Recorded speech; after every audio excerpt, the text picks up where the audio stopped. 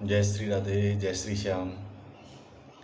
आइए बंधु, आज हम बात करते हैं टीका क्यों लगाया जाता है।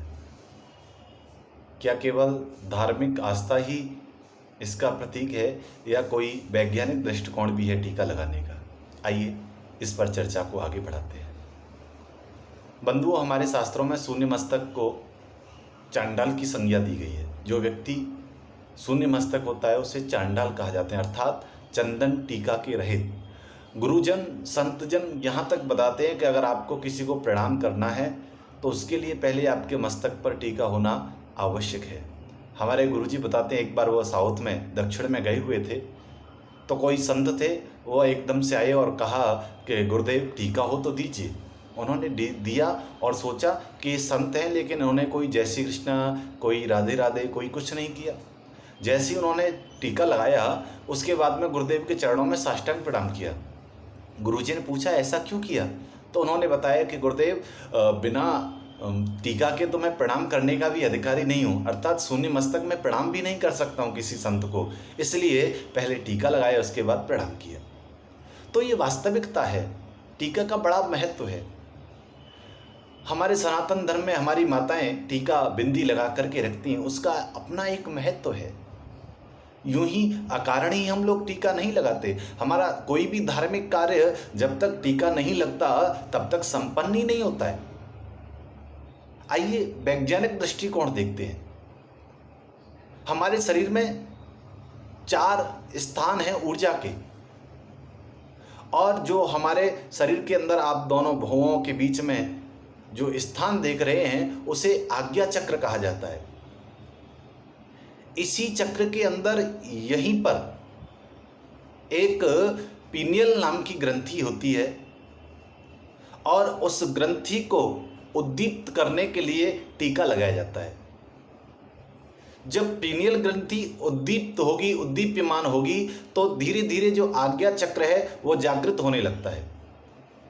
आज्ञा चक्र को जागृत करने के लिए पीनियल ग्रंथि का जागृत होना बहुत आवश्यक है, इसलिए हम टीका लगाते हैं।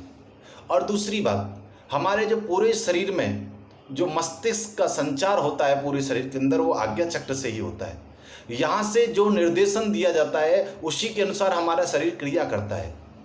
और ये इतना कुशल है, इतना निपुण है और इतना सजग है कि इसका अंदाजा आप इस बात से लगाते हैं कि जब हम रात्रि में सो रहे हों और अचानक से कोई मच्छर अभी हमें काट जाए तो हमारा हाथ उन सोई हुई अवस्था में भी उसी स्थान पर जाता है जहां मच्छर ने काटा है, वहीं पर जाकर के जहां ईचिंग हो रही है वहीं पर जाकर के खुजलाता है। बंधुओं, हमारा जो मस्तिष्क होता है, हमारा जो दिमाग होता है, इसमें 2 प्रकार के रसायन होते हैं, एक सेरोटोनिन और दूसरा बीटा एंडोर्फिन।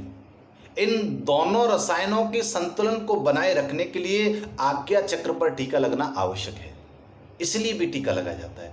और मेधा शक्ति को बढ़ाने के लिए हम लोग टीका लगाते हैं।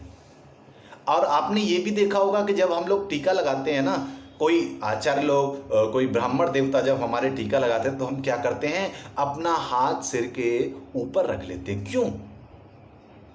क्योंकि बंधुओं, हम जो सकारात्मक ऊर्जा है वो अपने शीर्ष चक्र के अंदर उसको एकत्रित करना चाहते हैं, ताकि हमारे विचार सकारात्मक रहें, हमारी भावनाएं सकारात्मक रहें और हम स्वयं सकारात्मक रहें।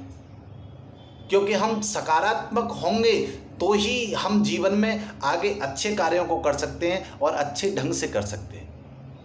टीका लगाने में भी नाना प्रकार के टीका अलग अलग आपने देखे होंगे। कोई भगवान कृष्ण का टीका लगाता है, कोई राम जी का टीका लगाता है, कोई निम्बार्क संप्रदाय से लगाता है, कोई शिव संप्रदाय से और त्रिपुण लगाता है, और कोई देव जो शाक्त विधि है उसके द्वारा लाल बिंदी लगाता है। तो ये अपनी संप्रदायों के हिसाब से, अपने इष्ट के आराध्य की स्थिति के हिसाब से टीका अलग अलग भिन्न भिन्न हो सकता है, लेकिन टीका लगाने का जो महत्व है वह एक ही है, अपने आज्ञा चक्र को स्थिर रखना, शांत रखना। क्योंकि आपका दिमाग शांत रहेगा तो सही काम करेगा, इसलिए टीका अवश्य लगाना चाहिए। आज की वीडियो में इतना ही। जय श्री कृष्णा, जय श्री राधे।